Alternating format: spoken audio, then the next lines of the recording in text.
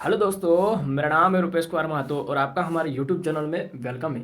तो दोस्तों, इस वीडियो में हम लोग लेकर आ चुके हैं क्लास 12 फिजिक्स में आपका जो आपका नेक्स्ट चैप्टर है करंट इलेक्ट्रिसिटी। इससे जो आपका 5 मार्क्स का क्वेश्चन आने वाला है 2024 का बोर्ड एग्जामिनेशन क्लास 12 को जैक बोर्ड के लिए।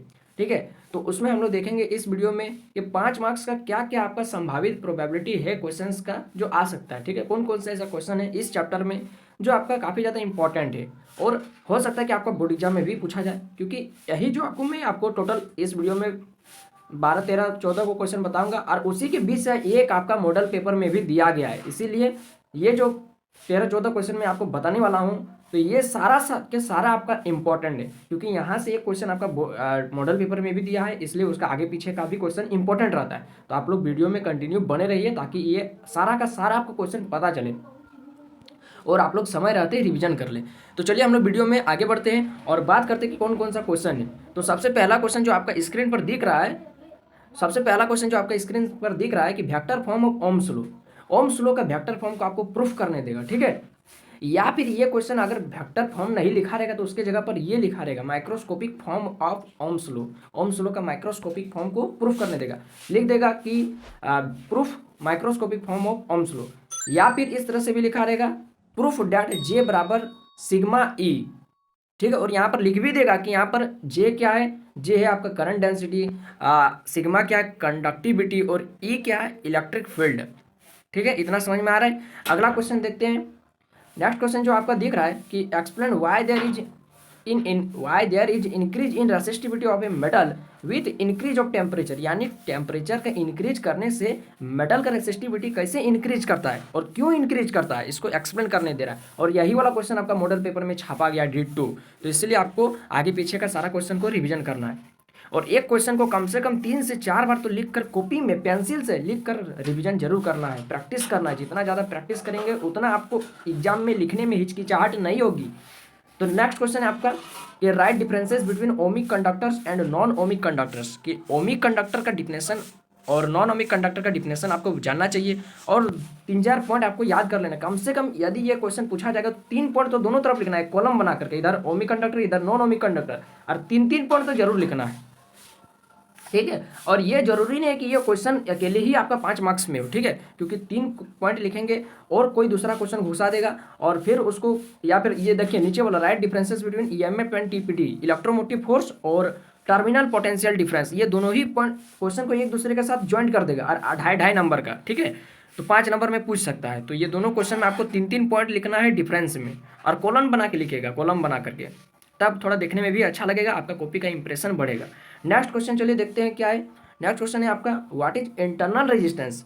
इंटरनल रेजिस्टेंस क्या है, उसका जो भी एसआई यूनिट, ये जो डायमेंशन फॉर्मूला सारा कुछ आपको लिखना है, और right factors on which internal resistance depend, कि किन किन फैक्टर्स पर इंटरनल रेजिस्टेंस आपका डिपेंड करता है।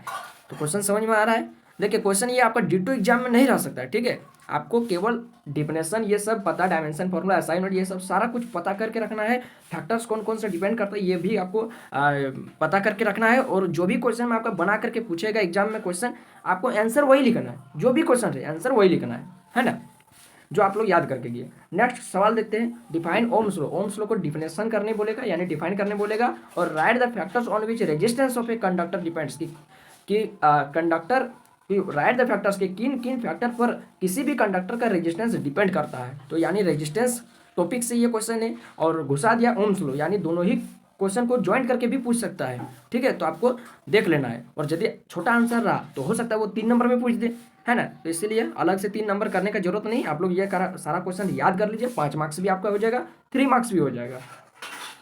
तो हम लोग नेक्स्ट क्वेश्चन देखते हैं। नेक्स्ट क्वेश्चन है डिफाइन रेसिस्टिविटी एंड कंडक्टिविटी। अब क्या ये क्वेश्चन 5 मार्क्स में पूछेगा? नहीं, 3 मार्क्स में पूछेगा। Define resistivity and conductivity. Resistivity और कंडक्टिविटी को जहाँ देखे, मैं आपको यहाँ पर यदि राइट लिखा रहता है, राइट, या फिर what is resistivity and what is conductivity, तो आप लोग केवल डिफिनेशन लिखकर छोड़ देते। लेकिन डिफाइन जो वर्ड आ गया ना, इसका मतलब आपको ये वर्ड और ये वर्ड के बारे में आपको जो भी नॉलेज पता है सारा कुछ लिखना है ना, जो भी पता है सारा कुछ लिखना है। नेक्स्ट सवाल देखते हैं। What is current density. Current density क्या होता है? Derive an expression for drift velocity of free electrons in a conductor in terms of relaxation time. Relaxation time का टर्म को लेकर आपको ड्रिफ्ट वेलोसिटी को क्या करना है, उसका एक्सप्रेशन को निकालना है, ड्रिफ्ट वेलोसिटी का जो भी फॉर्मूला होता है उसको डिराइव करना है। ठीक है, तो करंट डेंसिटी का यहाँ पर डिफिनेशन आपको घुसा सकता है बीच में क्वेश्चन के साथ, और आपको रिलैक्सेशन टाइम पर डिफिनेशन वहाँ पर लिख देना है, क्योंकि यहाँ पर क्वेश्चन में पूछा जा रहा है कि ड्रिफ्ट वेलोसिटी को डिफाइन करके उसका डिराइव करना है उसका एक्सप्रेशन को, और साथ ही साथ बीच में आपको रिलैक्सेशन टाइम का भी जिक्र करना है। तो देखिए कभी कभी मतलब पिछले सालों में इस क्वेश्चन में यानी जो ड्रिफ्ट वेलोसिटी निकालने देता था वहाँ पर रिलैक्सेशन टाइम नहीं रहता था, लेकिन इस बार क्या करते हैं आपका रिलैक्सेशन टाइम को भी इसी क्वेश्चन में लिखने बोल रहा है उसका आंसर को। ठीक है, ज़्यादा नहीं, 3-4 लाइन का आंसर है इसका, रिलैक्सेशन टाइम का लिख देना डिफिनेशन। नेक्स्ट क्वेश्चन देखते हैं, what is series combination of resistance and find the expression for their equivalent resistance. देखिए इस क्वेश्चन में बच्चे क्या करते हैं मैं आपको समझाता हूँ। देखिए क्या करते हैं बच्चे, गलती क्या करते हैं, यहाँ पर लिखा हुआ है सीरीज कॉम्बिनेशन ऑफ रेजिस्टेंस, और बच्चे यहाँ पर पढ़े दो चीज़ पढ़े, एक सीरीज कॉम्बिनेशन ऑफ सेल्स भी पढ़े यानी रेजिस्टेंस भी पढ़े और सेल भी पढ़े, तो दोनों में कंफ्यूजन हो जाता है। यहाँ पर लिखा रहता है सीरीज कॉम्बिनेशन, रेजिस्टेंस लिखा है ना सेल लिखा है, कोनो ध्यान ही नहीं देते हैं और डायरेक्ट जाके जो याद है वही वाला जाकर बनाने लगते। अगर वो घर से रिवीजन करके आए सेल वाला तो सेल बनाने लगते, रेजिस्टेंस रिवीजन करके आए तो रेजिस्टेंस पूछा है तो रेजिस्टेंस को ही बनाना है। ठीक है, ये अलग अलग क्वेश्चन है, ये मैं आपको बार बार बता रहा हूँ कि ये दोनों अलग अलग क्वेश्चन है। सीरीज कॉम्बिनेशन ऑफ रेजिस्टेंस अलग है और सीरीज कॉम्बिनेशन ऑफ सेल्स अलग है। ठीक है, तो यहाँ पर क्वेश्चन क्या, find the series combination, sorry what is the series combination of resistance. Series combination of resistance का डिफिनेशन लिख देना है जो भी 3-4 लाइन का है ना, और नीचे में उसका फॉर्मूला टू भी लिख देना है, और find the expression for their equivalent resistance, और इक्विवेलेंट रेजिस्टेंस का क्या निकालना है जो डेरिवेशन है उसको भी कर देना है। उसके बाद नेक्स्ट सवाल आपका क्या है, what is parallel combination of cell. अब यहाँ पर सेल का बात हो रहा है तो सेल में आप लोग क्या करेंगे, ईएमएफ वाला कॉन्सेप्ट को लगाएंगे। ठीक है, and find the expression for their equivalent EMF, और इक्विवेलेंट ईएमएफ का क्या निकालते हैं, फॉर्मूला टू सिद्ध कर देना है। नेक्स्ट क्वेश्चन है आपका what is parallel combination of resistance. देखिए अभी पैरेलल कॉम्बिनेशन ऑफ सेल था, पैरेलल कॉम्बिनेशन ऑफ रेजिस्टेंस आ गया, इसलिए कंफ्यूजन हो जाते हैं बच्चे। तो आपको जितना ज़्यादा आप क्वेश्चन को देखिए, क्वेश्चन को अगर आप रिवीजन करने बैठेंगे तो क्वेश्चन का रिवीजन करने के साथ साथ मतलब आंसर को रिवीजन करने के साथ साथ आपको क्वेश्चन को भी बार बार पढ़ना है। क्वेश्चन को जितना अच्छा से पढ़ेंगे उतना अच्छा से आपका एग्जाम में पकड़ बनेगा कि क्या क्वेश्चन आपको पूछा गया। ठीक है, find the expression for their equivalent resistance, equivalent resistance का इसमें भी क्या कर देना है, एक्सप्रेशन डिराइव कर देना है। अगला क्वेश्चन है, obtain the condition for maximum current through external resistance connected with the series combination of cell.